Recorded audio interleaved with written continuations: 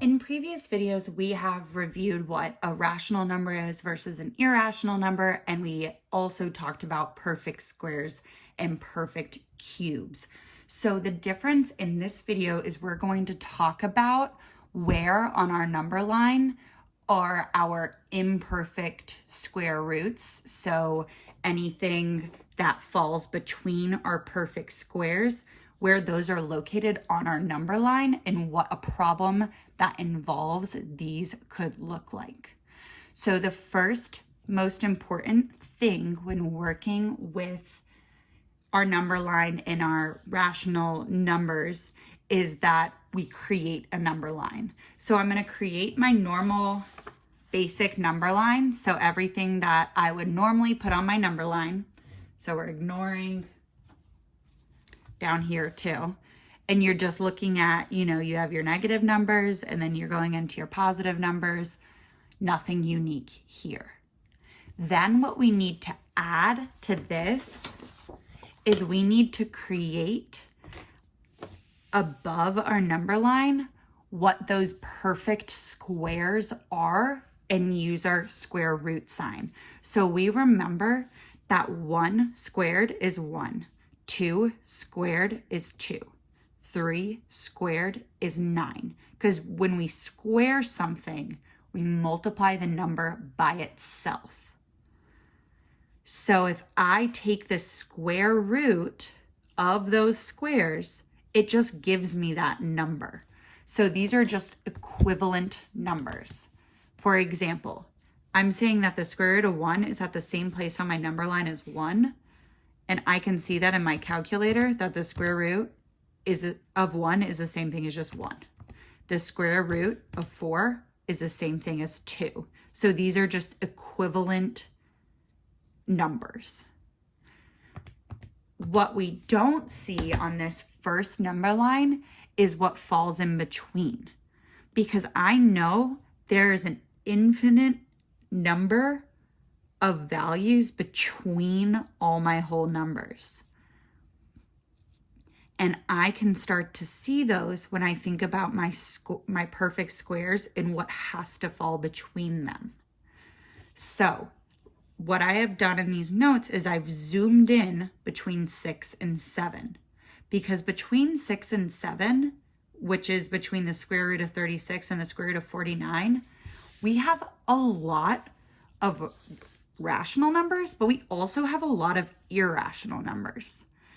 All of these irrational numbers fall between 6 and 7. So the square root of 37, the square root of 38, the square root of 39, these are all irrational numbers because they're imperfect squares. So if I want to see what that looks like, we're going to plug it into our calculator. Notice how this is just a really, really, really long decimal. They're rounding because this decimal would continue forever, because that is what it means to be an irrational number. We also know that 38, and it could keep going until we get to 49, where the square root of 48 is really close to 7, but it's not quite 7. It's 6.928. So let's look at what problems, how we could use this information in order to solve a problem that could be presented on a test, on, the EOG. So first, let's look. Sorry, these questions are a little bit blurry. I will read them out loud and we will work them out. So this one says the value of the square root of 73 is between which integers? So integers are our whole numbers. We're looking for the square root of 73. If I have my number line drawn, this is pretty easy, because I'm just going to look on my number line, see where the square root of 73 would fall. It would be somewhere between the square root of 64 and the square root of 81,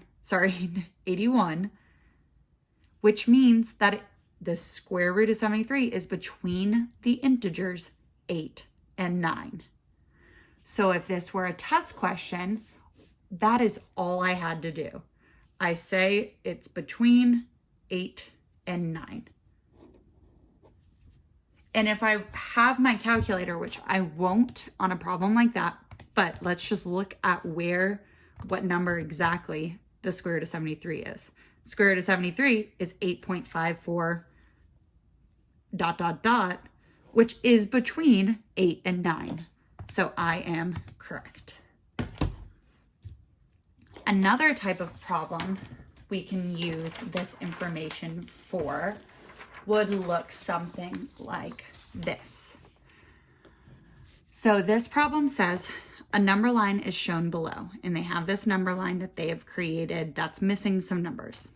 Which letter is located at approximately the square root of 17 on the number line? So just like I did in my last problem, I'm going to look at the number line I have created, and I'm going to think about where the square root of 17 would be. The square root of 17 is going to be somewhere between the square root of 16 and the square root of 25. And it's going to be a lot closer to the square root of 16 than the square root of 25, because 17 is only one value greater than 16. So right a little tiny bit above the 4, I'm going to write square root of 17. Then if I look at my answer choices, I can see that this number line they created, I'm going to fill in the whole numbers.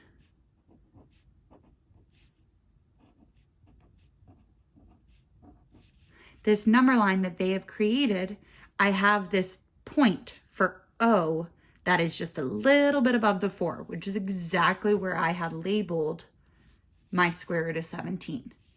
So they have that answer choice, which is exactly what I want. That's where our square root of 17 is. So I'm going to circle answer choice O.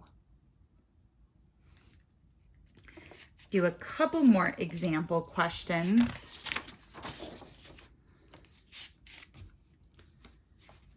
So they can also ask you to add and subtract numbers that are related to their their square roots. So number 12 on my little example worksheet says a number line is shown below. They have a number line.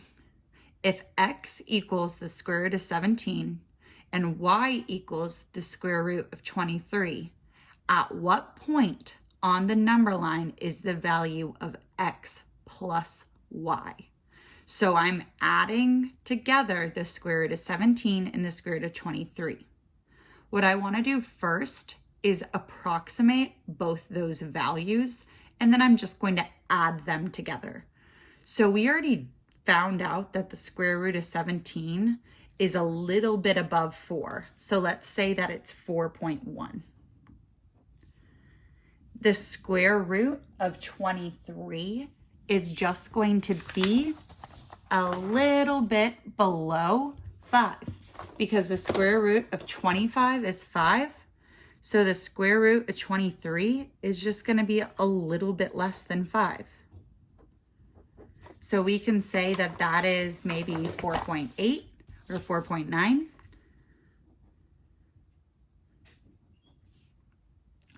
And then what I'm going to do is I'm going to add these values together. So 4.1 plus 4.9.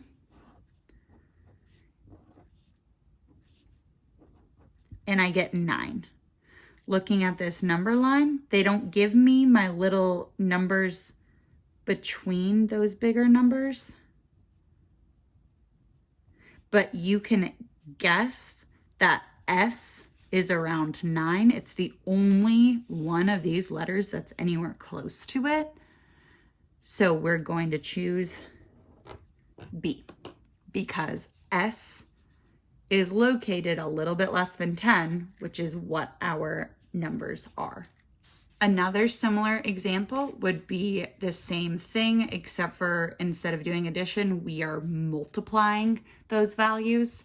So 24 says if y equals the square root of 24 and z equals the square root of 80, what is the approximate value of y times z? So looking at these, you don't really even need your number line, because we can see that the square root of 24 is really close to 5.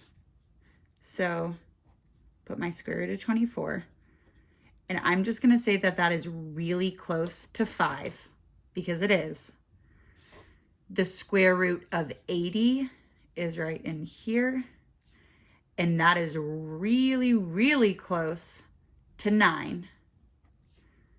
So then what I am doing is I'm just going to multiply 5 times 9. 5 times 9 is 45. I'm going to look at my answer choices. There's only one number that's close to 45, and that's 44. And this is approximate, so it makes sense that they're not exactly the same, but those are pretty similar approximations. So 2 more things before we go, and I'm going to just have a quick reminder that in order for a square root to be negative, the negative sign has to fall outside of the square root sign. So that's the only difference between our negative and our positive numbers, is that if they give me a value, for example, pretend this said negative square root of 73, then instead of just being positive square root of 73 between 8 and 9, it would be a negative square root of 73. So it would be on this side of the number line between negative 8 and negative 9.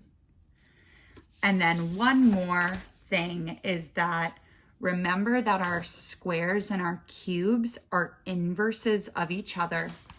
So if I tell you that a square has an area of 81, that means that its length times its width, and those are the same size, so it's really just its sides squared, equals 81.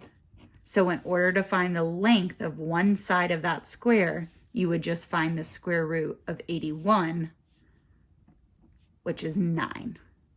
So a square that has a area of 81 has a side length of 9. They could also ask you for the perimeter of this square given the area, so you would have to find that side length, and then you would have to use that side length and do 9 plus 9 plus 9 plus 9, and you would get your perimeter of 36.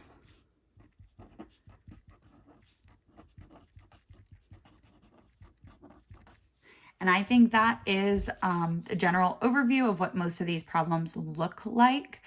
If some problem looks a little bit different, just try and use the information from this video and the other related videos to apply what you know about the math to these new situations.